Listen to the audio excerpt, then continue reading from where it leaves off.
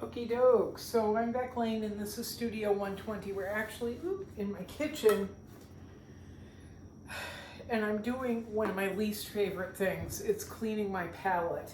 It's a necessity, and it's one I avoided for several months. Bugsy was euthanized August 1st, so I don't think I've cleaned my palettes since probably July, and now it's November. That's really unlike me. Normally I like to keep things clean, but I just didn't feel like it, so I'm paying for it now. This is one of two palettes that I have that are Milk Glass, M-I-L-K. They're glass, but because they're colored white, they're Milk Glass. And I love these. I found these actually at a rental I had on Cape Cod. And I thought, what's going on with my hair besides it being blue? Anyway, or teal. I found these in the backyard of the rental that I had on Cape Cod, and I thought they were marble. There were actually, I think, 3 or 4 of them, and I thought there were 4, and I thought they were marble.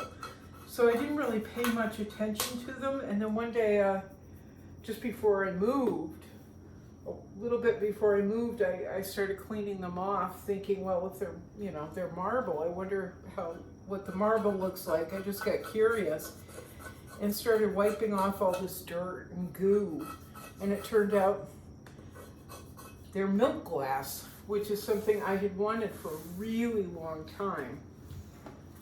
I love Milk Glass. I collected Milk Glass for a while, Milk Glass dinnerware and stuff, because I love it. But anyway, when I moved around, I left one behind because I still didn't really understand what it was. Something like that. Anyway, however the story goes, didn't really understand what it was, but I took 3 of them. And once I realized it was Milk Glass and I could use it for palettes, I gave one away to a then friend of mine, another person who, the friendship didn't work out particularly well, but they got Milk Glass out of the deal. And I just started painting with them. That's going to be 9 years ago. James is 30, so it's 10 or 11 years ago, or something like that. Anyway, 10 or 11 years ago, I've had this. I've had 2 of them, and I love them because you can make them so clean, and then you're supposed to clean them off when you're done. But I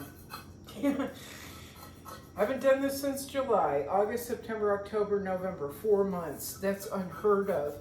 So I've spent the last over 2 hours, almost 2.5 hours, cleaning these guys off. And that's why I've been putting it off, because it would be I knew it was going to take some time. I just got mineral spirits and a like a sticker window cleaner thingy. It's a razor blade. Sometimes I use acetone. Is it acetate? No, it's acetone, which is smelly, and it helps the paint to come right off. I just don't have any, so I'm using my mineral spirits, which I have plenty of right now. So yeah, this is not one of my favorite things. This is long and laborious, but in the end I'll have something really beautiful to work with, and I'll see everything anew. And I'm talking about that because we've been talking a lot about evolution and finding new ways to do things. And people are writing me and asking me, how did you find your style? I get asked that quite a bit. Did anyone teach you? No, no one taught me. In fact, tonight I was talking with someone, and people always apologize for not going to art school. I went to art school for a whole, 5 minutes, I think. I'm not sure. No, I went to the Boston Museum School of Fine Arts for 1.5 years. but I didn't fit in and I didn't like it. It was very uncomfortable and weird. So I left, and then I went to a school called Vesper George School of Art. And I think they were putting a focus on commercial art, but they also did, I guess they did fine arts somewhere in there. But I was, for some reason, in a lot of commercial art classes. And I was only there for a year when the school shut down. It was the oldest the oldest art school in the country, on St. Botolph Street in Boston, down by Symphony Hall. The oldest commercial art school in Boston. This guy George bought it and turned it into condominiums. Yay, George. It was the first art school in America to allow women. Women were allowed in this college. Very, very tiny building. But that's kind of incredible. So I didn't go, anyway, I was there for a little bit, for a year. So I didn't take a lot of college courses. I went to a community college that I've talked about before, Cape Cod Community College. Took some painting, non-credit credit painting classes there. Had the most effect on me. Ooh, sorry, moth. Ooh, you're all done. Come on. So, ooh, he dove right into the mineral spirits. Little moth dove into mineral spirits, so he's all done now. Sorry about that, buddy. So it wasn't formally trained. I just picked up what I could, where I could, and I'm basically self-taught. So what I'm telling you in these videos aren't from, an education background. They're from experience. As I was telling somebody else, this is just based on experience, whatever I'm sharing with you. Trial and error, and just kind of doing things and trying not to be afraid. And so we've been talking about evolving as artists and evolving in our art. And I know it sounds like a scary venture to people, going out and trying to do something new that you haven't done before, that nobody's shown you how to do. Or like me, kind of creating your own little genre that no one's seen before.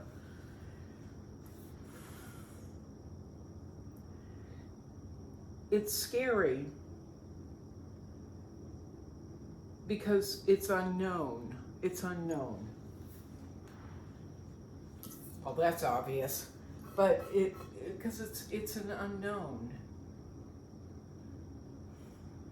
Like going out in the woods without a compass or a phone or a map. You don't know where you're going. You don't know what's going to happen. But you know what? Something spectacular could happen. And it could take a while. I mean, gosh, I'm 57, and I started painting when I was 13. I had no one to teach me, so I started with acrylics, which is just a horrible idea, by the way. And then I did it off and on. I painted and drew and things off and on for several decades. And then one day I decided I was going to start taking myself seriously and my artwork seriously. And I was going to become the artist that I always wanted to be. And the artist that we read about and we admire. I don't mean it in an egotistical sense. It's just I wanted to become that person that I had romanticized.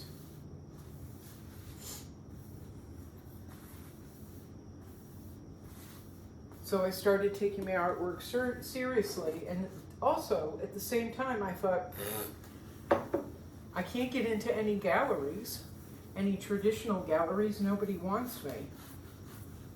I really couldn't. Not even in my town, hometowns on Cape Cod. No one really wanted me.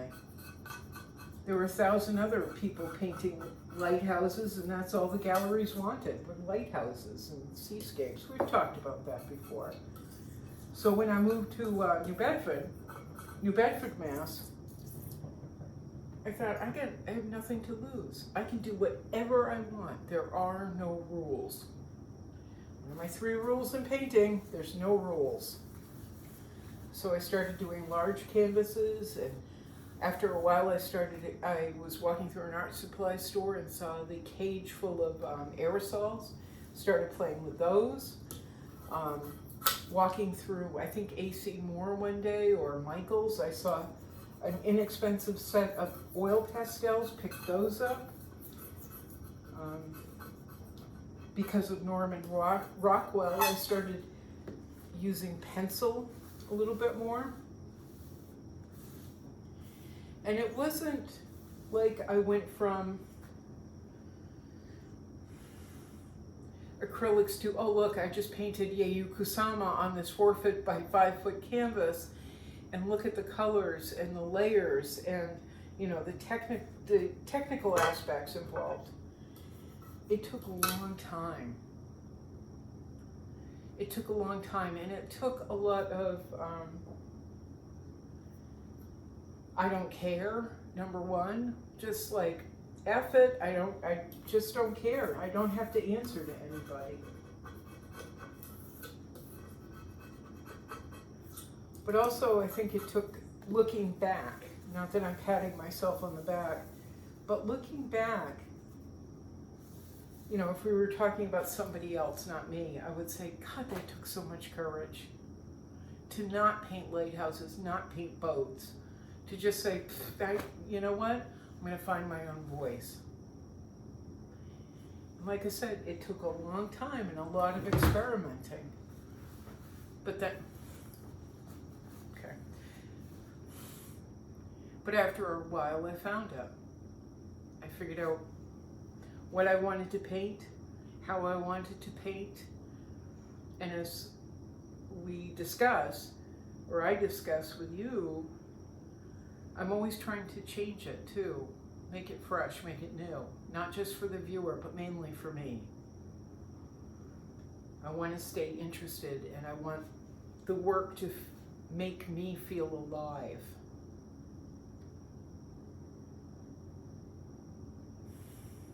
So like this milk glass palette, that change when I was stuck on Cape Cod with galleries who only wanted to see lighthouses, and I was doing figure work, and they wanted beach scenes, and I was painting from black and white photographs, these colorful images.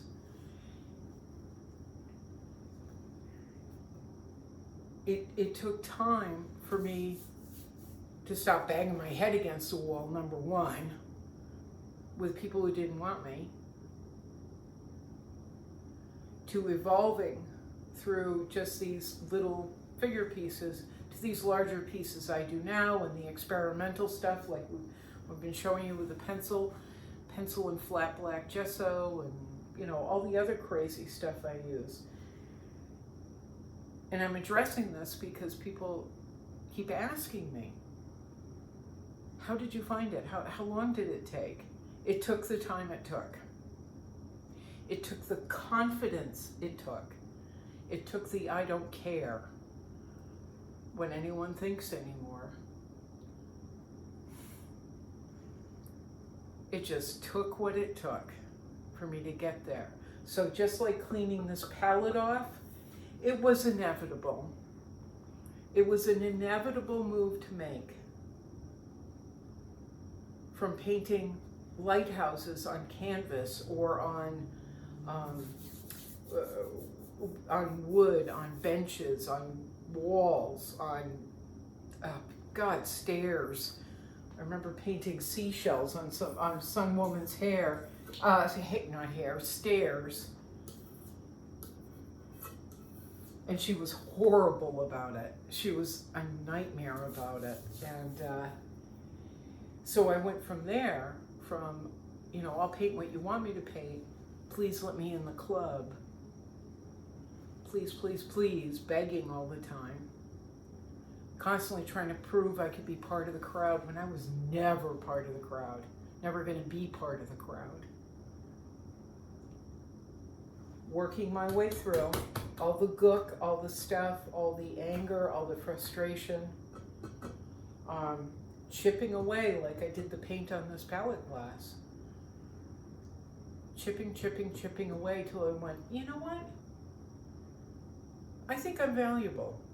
I think I'm valuable, but I have to express that value. I have to find a way. I don't know if I'm saying it correctly or even accurately, but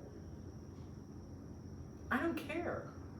I don't care if you don't see the value in my work. I don't care. I don't care. Because I do. I understand what this is. And maybe you're not ready for it yet. Cape Cod. Cape Cod, where my pilgrim ancestors landed. And one of my great-greats,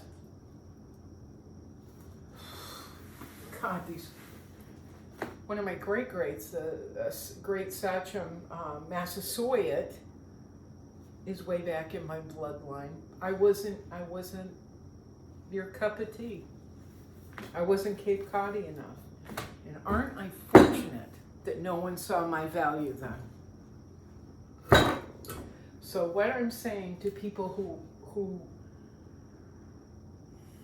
are wondering, who are just starting to paint,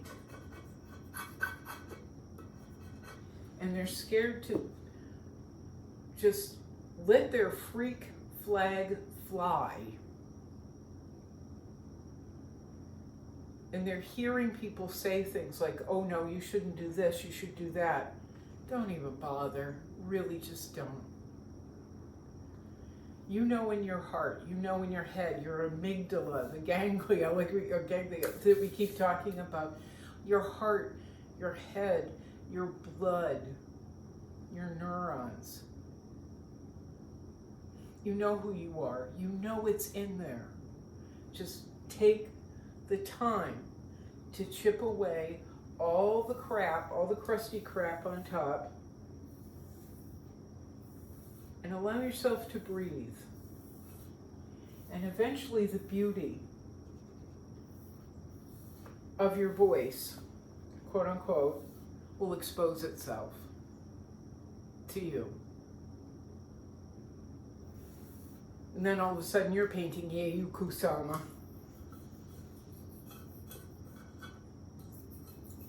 Oh, this is so pretty. This is going to be prettier once I get a clean cloth and really wipe it off. I'm so glad I did this. Because I've been trying to scoop out, find the last drop of white or titanium white or whatever, and just getting goopier and goopier, and that's not healthy. That's just not healthy for the paint and for my heart. All right, let your freak flag fly. Oh, I got it out. Thank you so much. And then don't forget, our new word is galvanize. Galvanize yourself through work.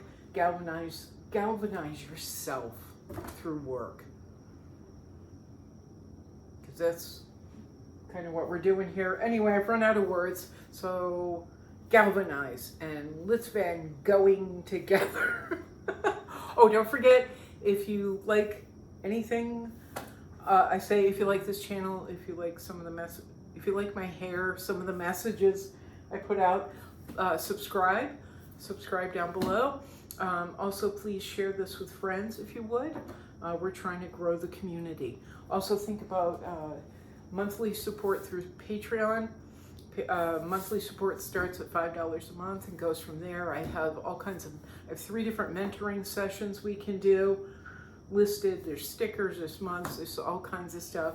And also think about, I can't even stand the word anymore, gators. I'm now exhausted by the word gaiters, but if you need a face covering, go on Beck Lane Gaiters and Masks, where you can get gaiters, masks, and posters of my work too, poster prints. So there's a myriad of ways you can help Studio 120 to, you know, keep operating and keep a roof over my head. Anyway, let's galvanize, let's get to work, okay? Sort of, except I'm turning off the camera. I'm probably gonna go play Scrabble. Anyway, ciao, ciao, and boink.